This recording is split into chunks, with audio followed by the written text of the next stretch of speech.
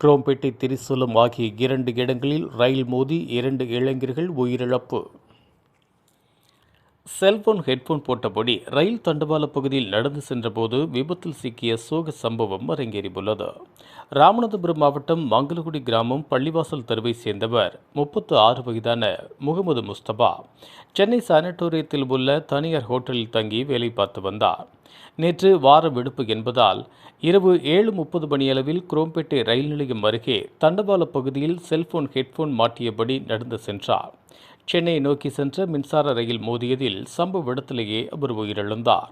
இதேபோல் சிவகங்கை மாவட்டம் காரைக்குடி மாதா கோவில் தெருவை சேர்ந்த 26 வயது சரவணன் என்பவர் திரிசூலம் பகுதியில் தங்கி ஆன்லைன் உணவு டெலிவரி செய்யும் வேலை செய்து வந்தார்.